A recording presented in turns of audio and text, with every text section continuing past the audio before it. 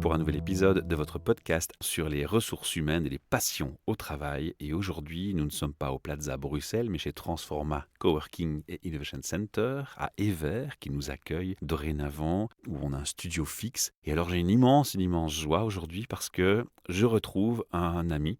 Un invité au départ et puis un ami maintenant. Une amitié s'est créée, elle est forte cette amitié et surtout une fidélité de sa part. Alors cet ami, je ne laisse pas le suspense plus longtemps se dérouler, c'est Fred Colantonio.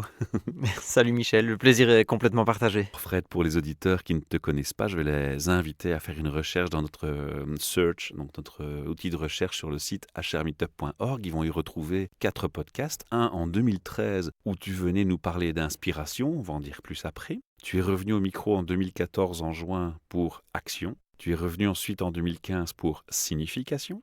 Donc ça, c'était aussi au mois d'octobre en 2015. Et on s'est revu il y a 2 ans, en 2017, pour rebondir sur l'échec, sachant que le tout, sans trop en dire non plus, est une suite logique. Alors, pour ceux qui n'ont pas le courage ou le temps d'écouter tous les podcasts qu'on vient de citer, est-ce que tu as la possibilité, en quelques minutes, on va dire 3 minutes, de me résumer ces 4 grandes sorties littéraires et de faire le lien entre les 4 pour ceux qui ont manqué ces épisodes? Ok, je te laisse garder du temps pour les 3 minutes à partie.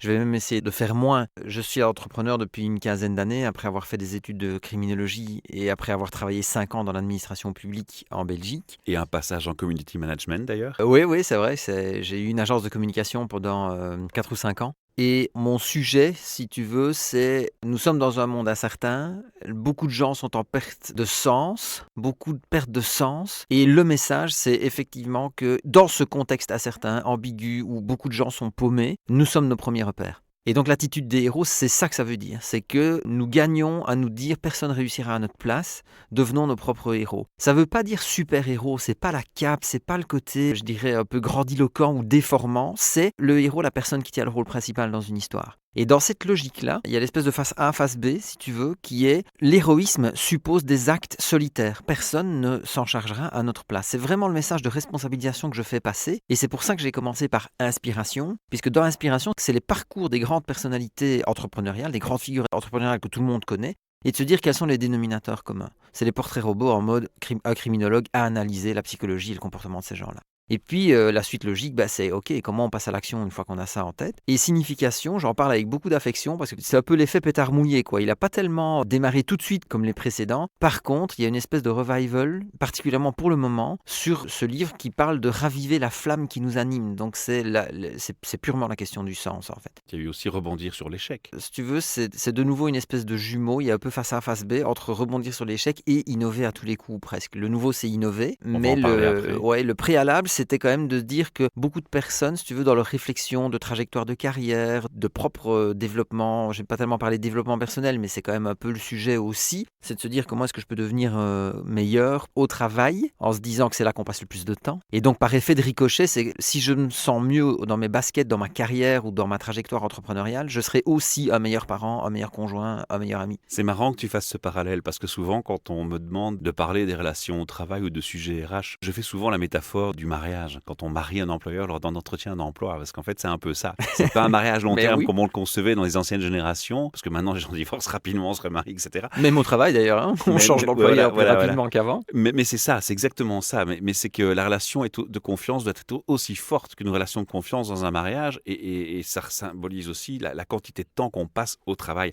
Alors je vais aussi faire une deuxième parenthèse. Quand je prends un peu de recul sur ces discussions qu'on a eues ensemble, je remarque qu'en 2013, au moment où le premier livre est sorti, que tu es venu en parler, oui, c'est aussi une période où on parlait de plus en plus de burn-out. Ça commençait, on a déjà bien un sujet chaud. Et toutes les années qui ont suivi n'ont fait qu'exploser les statistiques en burn-out. Et est-ce que tu réponds là dans ta littérature, parmi ces 4 ouvrages préliminaires et le 5e qui suit maintenant, sont des réponses aussi quelque part à cette recherche de sens et de valeur? Parce que le point des dénominateurs communs dans ce que je reçois comme feedback, moi, c'est que après le burn-out, les questions qui viennent souvent, c'est les valeurs, le sens. C'est je fais quoi maintenant? Voilà. Tu vois, c'est je rebâtis. Alors, c'est pas ma spécialité, le burn-out, honnêtement, mais le lien est manifeste. C'est-à-dire qu'à un moment, c'est pas innocent que tu aies eu rebondir sur l'échec après les 3 premiers. Parce que dans le feedback que moi je reçois sur les conférences, sur le coaching d'entrepreneurs, sur l'accompagnement d'entreprise, c'est à un moment des gens qui te disent, c'est pas innocent non plus que le logo de l'attitude des héros, ça évoque un phare en deuxième lecture, tu vois. C'est parce que les gens disent, dise, ok, ça me remet certaines idées, certains piliers, une certaine forme de solidité dans des bases sur lesquelles je peux construire. Et donc rebondir sur l'échec, lui est arrivé.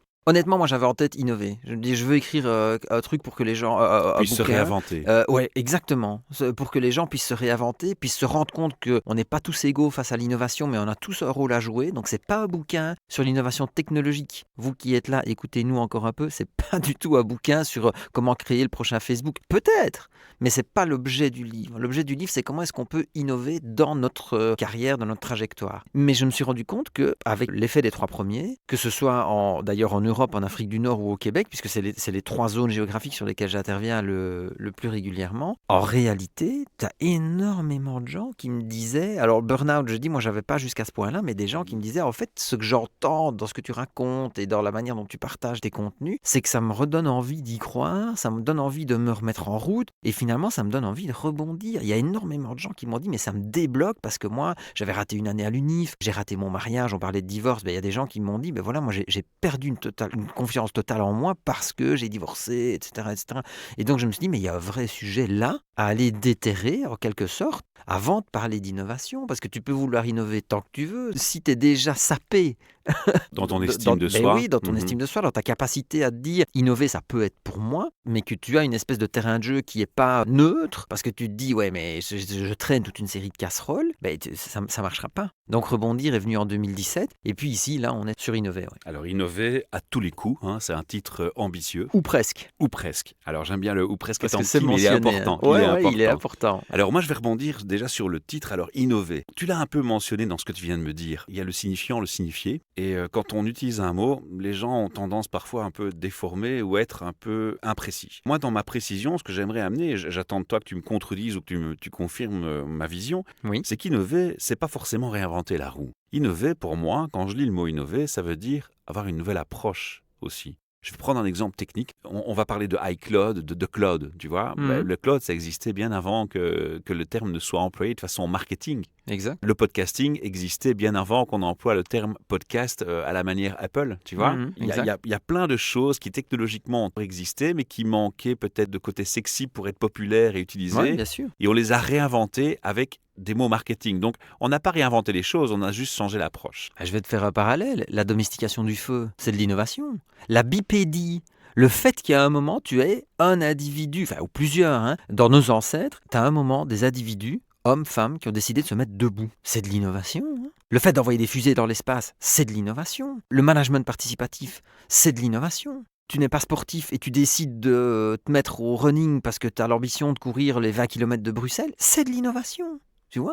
Donc moi je suis tout à fait d'accord avec cette approche-là, et c'est quand même fort de ta part de dire moi je lis pas les livres avant parce que je veux garder une spontanéité par rapport au sujet et ne pas me laisser déformer en ayant lu a priori. J'espère que je ne déflore rien. Il n'y a aucun mais... problème, les gens le savent, j'ai toujours crié ça fort. Et donc je trouve ça fort d'arriver avec cette approche-là, de dire tiens, mais innover alors, est-ce que ça peut aussi être ce qu'on appelle techniquement de l'innovation incrémentale ? Et moi je passe une bonne partie de mon temps, tu as toute une série de gourous qui t'expliquent que l'innovation c'est forcément la rupture. Ouais. Et donc c'est... Faut inventer quelque chose de nouveau. Voilà, c'est le prochain Facebook, c'est le prochain iPhone, et c'est aussi ça, mais ce n'est pas que ça. Voilà. Et donc dans l'innovation, particulièrement quand tu l'adresses d'un point de vue humain, c'est beaucoup plus facile pour les individus que nous sommes de faire de l'amélioration continue et d'arriver à une destination qu'on n'aurait absolument pas imaginée en regardant le chemin parcouru rétrospectivement. Mais l'innovation, c'est ça, c'est se dire à un moment, comment est-ce que je vais pouvoir apporter une modification à l'existant qui est toute petite, mais avec une espèce d'effet d'amplification, de répétition ou de démarche consciemment répétée, va m'amener à une destination qui n'était absolument pas dans le radar, X semaines, X mois, X années auparavant. Fred, ce qui me fait plaisir, c'est de voir que tu confirmes et corrobores un peu ma vision sur l'innovation. Et ta définition, concrètement, alors, elle serait laquelle ? Innover, c'est 2 choses. C'est un aspect que j'espère amener aux auditeurs. C'est que quand tu demandes de manière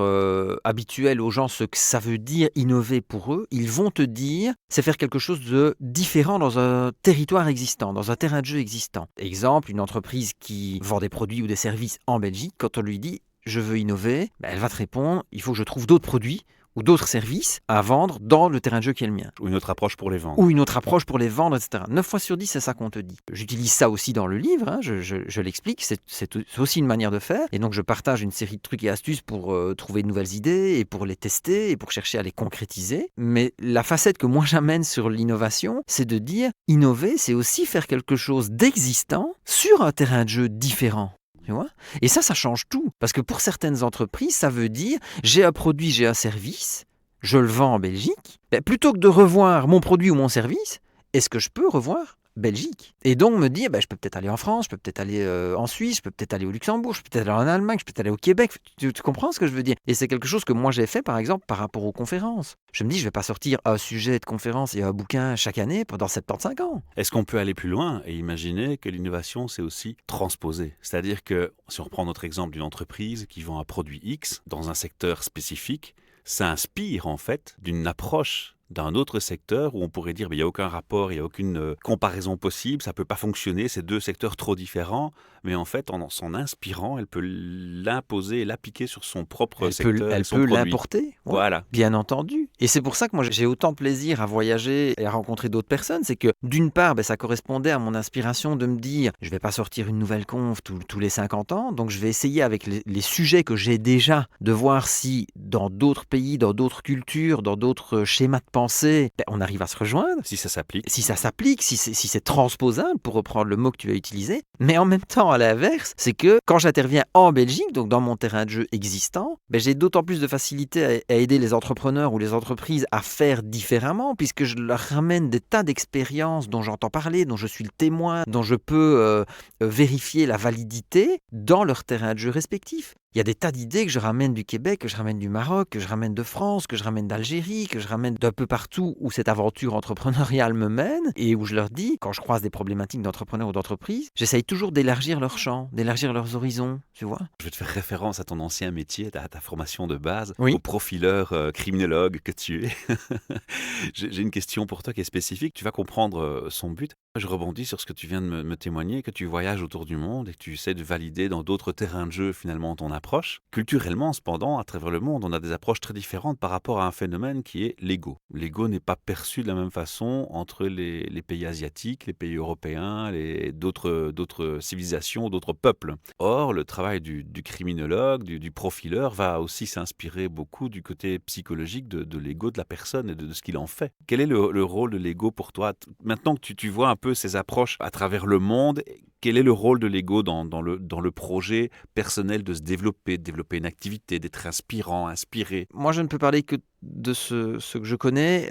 Et donc, pour les gens qui nous écoutent, j'interviens sur 3 continents, Europe, Afrique du Nord et Amérique du Nord, et plus spécifiquement, pour être précis, Québec. Pour les gens qui ne s'imaginent pas que je fais des tournées aux États-Unis comme un enragé, j'y suis déjà intervenu en conférence, mais c'est absolument anecdotique. Mais donc, je ne connais pas l'Asie, par exemple, tu vois. Donc, et là, il y a un vrai référentiel différent de chez nous par rapport à l'ego. Par contre, là où la crimino est intéressante, c'est que, c'est marrant parce que ça fait un lien avec les profils psychologiques des innovateurs, et je pourrais en parler tout à l'heure. J'ai établi, c'est mon innovation à moi, si tu veux, dans le livre, la contribution majeure, c'est qu'il y a un cadran des profils innovants. Ça, c'est 4 à 5 années d'observation active quand je suis en entreprise pour me dire, tiens, qu'est-ce qui fait que quand des gens sont autour d'une même table, la sauce prend, les idées fusent et on arrive à les concrétiser, ou à l'inverse, que ça stagne. Bon, donc ça, on pourra partager. Mais pour répondre à la question de l'ego, je crois qu'une des particularités de la psychologie ou de la criminologie, je dis psychologie, c'est un vieux terme, hein. Maintenant il faut parler de neurosciences, etc. Mais bon, moi, ce que j'ai appris, c'est des principes de sociologie et de psychologie, donc je reste sur ces termes-là. Par rapport à l'ego, si tu veux, ce qu'on cherche avec la psychologie, c'est aller essayer de trouver ce qu'on appelle les fondamentaux non négociables.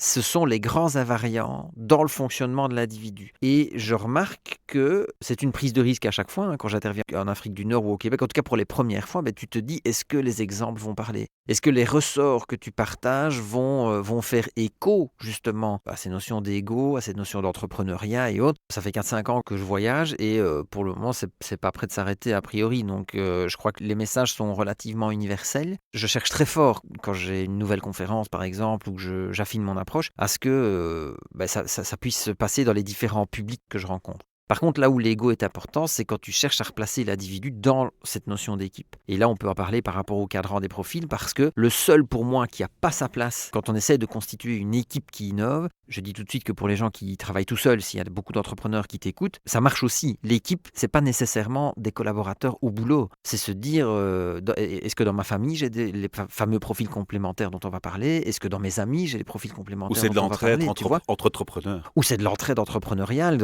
On est ici dans un coworking, dans un espace de création. C'est le meilleur exemple, tu vois. Donc ici, le seul adversaire, comme ça je termine mon idée, c'est toujours très stimulant quand on parle avec toi, mais donc le seul adversaire d'une équipe qui peut faire germer des idées et donner envie de les concrétiser, c'est le cynique. Et dans le cynisme, tu as une part d'ego. Mais c'est de l'ego orienté vers du négatif. Mal placé. Tu vois ? Mais tu as une part d'ego qui est sur de la culture de la position. C'est-à-dire, je dis qu'il faut bouger, parce que la plupart des cyniques, c'est ça en fait. Hein, c'est les faux amis. C'est-à-dire qu'ils te disent qu'il faut bouger, mais tu peux prendre n'importe quelle direction, ça ne leur convient pas. Ça bloque l'innovation. Donc quand j'interviens auprès d'entrepreneurs et que je fais une espèce de tour d'horizon de leur entourage, quand ils me disent « Ah ben, j'ai une personne qui me conseille, j'ai un mentor » ou alors j'en parle beaucoup de mon projet ou autre avec tel ami ou tel membre de ma famille, j'essaye de vérifier la complémentarité des profils d'une part, et j'essaye surtout de débusquer le cynique de la bande, parce que lui, on doit le laisser de côté. Pour le reste, dans les 4 profils de la Dream Team qui innove, tu as le sceptique. Hein. Et ça, je me rends compte, à chaque fois que j'en parle, ça rassure des tas de gens de se dire « Ah ok, donc je peux aussi être le rationnel de la bande qui va d'abord penser les risques, les chiffres, la faisabilité et qui va entre guillemets voir les freins ou les problèmes ou les obstacles d'abord. » Mais ça reste dans ce que j'appelle moi la complémentarité humaine. C'est un peu Bien comme sûr. quand tu mélanges des profils d'introvertis, d'extravertis comme le mien.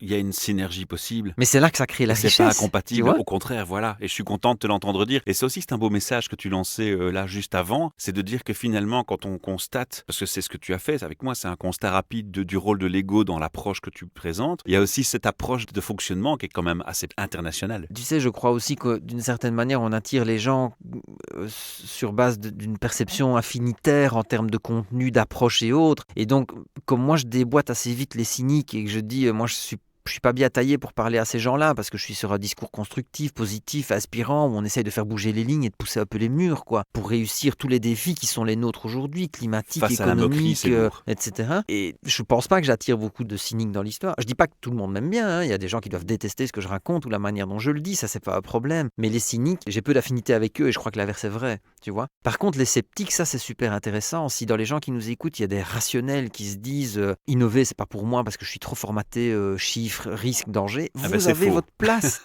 Mais vous avez votre place. Simplement, leur job, c'est de devoir faire comprendre aux autres profils, notamment le profil créatif, qui est celui qui a l'appétence pour les idées. Le sceptique, il doit démontrer que sa finalité est constructive. Et c'est sa différence avec le cynique, c'est que le cynique, il n'est pas constructif au final. Par contre, le sceptique, il veut apporter sa pierre, mais sa pierre, elle est sous l'angle du « oui, mais attention, il y a les risques, il faut faire un calcul, il faut vérifier que ça puisse être rentable ou que ça puisse fonctionner, etc. etc. » Mais ça, c'est constructif. Alors Fred, ici, si les auditeurs nous entendent, on leur a parlé du titre du livre « Innover à tous les coups ». Ou presque. Est-ce que c'est un ouvrage qui peut se procurer sans avoir lu les ouvrages précédents ? Oui. Première question. Oui, absolument. Comme tu l'as dit tout à l'heure, il y a une espèce de suite logique. Oui, de suite logique, même dans la maturation, de la réflexion, etc., qui est la mienne. Mais pour autant, ça c'est une obsession de ma part, c'est que chaque livre est autonome. Si les personnes découvrent le sujet parce qu'ils se disent « Ah ben tiens, il a dit rebondir sur l'échec, ça m'intéresse, il a dit innover, ça m'intéresse », vous pouvez absolument démarrer par n'importe quel bouquin, et chaque bouquin a un début et une fin. Donc il n'y a aucun livre qui vend le suivant, par exemple. Ça me serait insupportable. C'est important de le préciser, je le sais, et pour toi et pour moi. Oui, c'est vraiment dans mes valeurs, quoi. La deuxième question qui est liée à ça aussi, c'est si maintenant tu pouvais résumer en 1 minute quel est le contenu du bouquin et pourquoi il faut l'acheter. 3 parties dans le livre. 1, innover vous concerne. Et donc là, je vais vous démontrer, à vous qui nous écoutez, que nous, on n'est pas tous égaux face à l'innovation, mais on a tous un rôle à jouer. Qu'on soit employé, ouvrier, indépendant. Employé, ouvrier, indépendant, chercheur d'emploi, c'est dans la nature humaine. Lâche 10 personnes au milieu de nulle part, il y en a 5 qui vont paniquer, il y en a 3 qui vont dire qu'est-ce qu'on fait, et tu en as 2 qui vont dire moi je vais aller voir s'il n'y a pas un truc à trouver quelque part. Donc c'est dans la nature humaine d'innover, d'explorer, de partir à l'aventure. Ça ne veut pas dire que tout le monde est aventurier. C'est le 3e profil, ça. On n'est pas tous aventuriers. Mais dans la bande, si vous avez un projet et que vous n'avez pas cette appétence un peu à la Indiana Jones de dire je vais essayer d'aller découvrir, vous devez comprendre que innover vous concerne malgré tout, Et vous devez comprendre que dans la troisième partie du bouquin, je vous présente les profils complémentaires aux vôtres. Donc vous pourrez identifier qui vous êtes et vous pourrez identifier les 3 autres dont vous avez besoin pour que vos initiatives fonctionnent. Ça répond bien à la question de pourquoi acheter le livre. On a déjà envie de l'acheter Mais parce c'est qu'on exactement on veut ça. savoir quelle est la pierre, quelle pierre on peut amener à l'édifice. Voilà. Et complémentairement, la deuxième partie du bouquin, donc première partie, innover vous concerne, troisième partie, les profils, Les et rôles. entre les deux, les rôles, exactement, et entre les deux, il y a une partie qui démystifie, si tu veux, la démarche d'innovation. Quels sont les grands temps forts quand l'innovation fonctionne? On passe par quelles étapes? C'est pas vraiment un processus parce que c'est pas linéaire. Moi, je dis que c'est plutôt une valse, tu vois, parce que c'est des allers-retours, c'est du Une belle test, métaphore. essai-erreur. Et la valse, elle se danse pas seule. C'est pour ça que tu as besoin d'avoir d'autres personnes dans ton équipe. Mais surtout, c'est pour donner quelques éléments aux personnes pour se dire, OK, je sens que ça commence à prendre, quoi. Les grands temps forts des logiques d'innovation sont expliqués. Alors Fred, on va quand même, en fin de podcast, faire encore un petit aperçu de l'ensemble, même si chacun peut être pris individuellement. Alors on avait l'attitude des héros, c'était s'inspirer des personnes qui ont réussi pour un peu prendre des exemples et comprendre qu'on a une force en nous. Ce qu'on appelle la modélisation, oui. Voilà. C'est se dire, OK, est-ce qu'il y a des schémas de fonctionnement, des patterns, comme disent les anglo-saxons, qui reviennent systématiquement? Ça a conduit à l'ouvrage Action. Là, on était plus dans concrètement. Par comment quoi on je fais. démarre? Oui. C'est-à-dire que dès que les personnes se disent « Ok, ça peut être pour moi alors, je peux faire des trucs intéressants, je peux me mettre en marche, je peux me remettre en marche », comment est-ce qu'on démarre? Quel est le plan d'action? On l'a dit tantôt, la signification, c'était celui qui suivait parmi les ouvrages. Pourquoi je fais les choses? C'était le pourquoi. Voilà. Faute de quoi tu cours comme une poule sans tête. Et donc c'est super important à un moment de se dire « Ok, j'ai pris l'aspiration super, j'ai la capacité à passer à l'action extra, mais pourquoi? Quelles sont mes valeurs? Quel est mon but ultime? Et qu'est-ce qui fait que je vais garder la détermination et la motivation en cours de route ?» Pour un résilient tel que je suis, par mon parcours atypique, moi l'ouvrage que j'ai le plus apprécié, c'est Rebondir sur l'échec, parce qu'il m'a Merci. parlé énormément, et je crois qu'il parle beaucoup à beaucoup de gens. Il est encore plus important à mes yeux, parce que justement, il n'omet pas de parler de l'échec. Et ça, c'est un feedback que je reçois depuis 2013 à tous les entrepreneurs qui viennent à mon micro. Ils me disent la meilleure école, c'est l'échec. Alors je crois que l'ouvrage, par son titre, est clair, on sait exactement ce qu'on vise là. Et puis enfin, arrive innover à tous les coups, finalement, c'est se réinventer, c'est se relancer. La question qui va s'amener toute logiquement, c'est quoi le next step? Est-ce que tu y as déjà pensé? Il y a plein de choses qui s'annoncent. En termes de livres, pour être très honnête, et je vais dévoiler quelque chose que j'avais plus ou moins gardé pour moi, le prochain sera certainement, j'ai pas encore le titre, mais j'ai plutôt le concept, ce sera sur l'art de convaincre. Pourquoi? Parce que imagine un entrepreneur qui teste quelque chose. Quand je dis entrepreneur, ça peut être un salarié qui a une promotion et qui en fait se rend compte qu'il n'est pas à sa place au final. Rebondir sur l'échec, c'est là pour se dire, c'est pas grave. C'est un élément dans le parcours. Et donc, il faut déjà se relever quand on est tombé. Et je rappelle que ce n'est pas parce que nous ne sommes pas finis parce que nous sommes salis. Donc, ça arrive. Et donc, d'abord, il faut nettoyer cet aspect-là, si tu veux.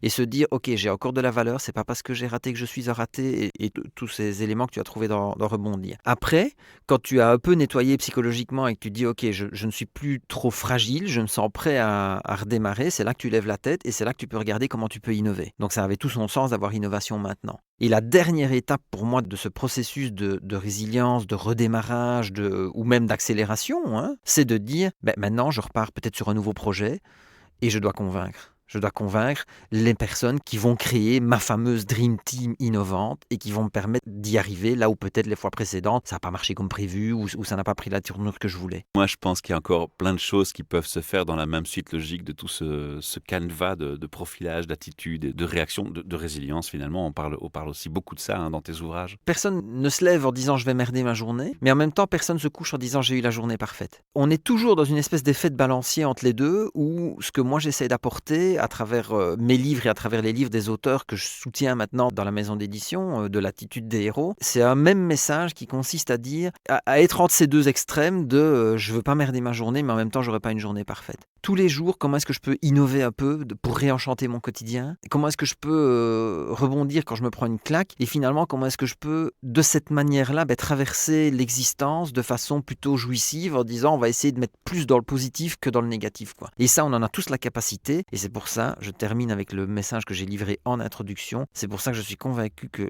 dans les gens qui nous écoutent, il y a des héros en puissance parce que nous sommes nos premiers repères. Le seul frein de ne pas aller chercher l'ouvrage, c'est la résistance au changement. C'est un thème que tu as déjà parfois mentionné parmi ces ouvrages. C'est un des fils conducteurs sous-jacents de tous les livres parce que ce sont des livres de transformation. Ça va parler à des gens qui sont d'une certaine manière soit déjà prêts explicitement et qui cherchent des ressources pour accélérer cette transformation. Et il y a aussi beaucoup de gens que tu prends au dépourvu parce qu'ils ne s'attendaient pas à trouver ça, mais en fait, ils étaient d'une certaine manière prêts à recevoir le message. Et donc là, ça explicite quelque chose qui était un peu latent. Mais ça tu peut vois générer le déclic. Et ça peut générer le déclic. Même chez des sceptiques, j'adore parler des sceptiques, j'ai beaucoup d'affection pour eux. Les seuls à qui ça parlera pas, c'est les cyniques. Ceux qui veulent pas que ça bouge. Là, le message est clair.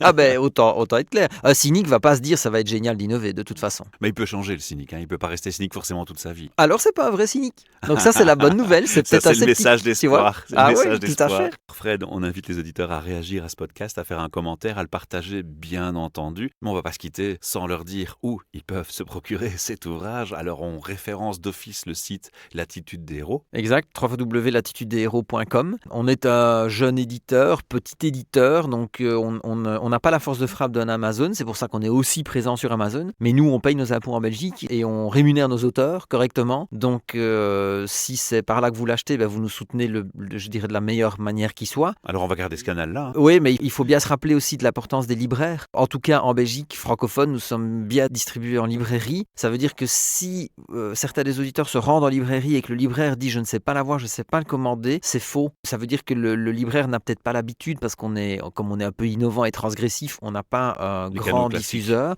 on n'a pas les canaux classiques, mais nous sommes commandables en librairie. Si jamais vous avez une difficulté à avoir le livre en librairie et que vous voulez soutenir votre libraire, écrivez-nous à contact@latitudedeshéros.com et on se fera un plaisir de prendre contact et de faire en sorte que vous obteniez votre bouquin à travers votre libraire. Mais normalement, on est bien distribué en librairie en Belgique. En tout cas, moi j'encourage à la lecture de ces ouvrages. Ils sont tous inspirants et plus les uns que les autres. Et je pense qu'à la limite, je me suis même fait la réflexion, ils devraient être traduits dans plusieurs langues. Alors c'est un plan ça, d'être traduit en plusieurs langues? Écoute, c'est dans les projets. Merci. Alors si vous avez envie de soutenir notre projet, vous savez qu'on a une ASBL maintenant, vous pouvez faire une donation. Et si vous avez envie de venir à mon micro pour discuter avec moi de votre passion au travail, de thèmes RH et de sujets qui sont liés au monde du travail ou de l'étude, d'une carrière, eh bien voilà, faites-moi un mail, prenez rendez-vous et on aura le plaisir de se retrouver ici chez Transforma dans un cadre super sympa avec plein de gens très sympas à rencontrer aussi. À bientôt.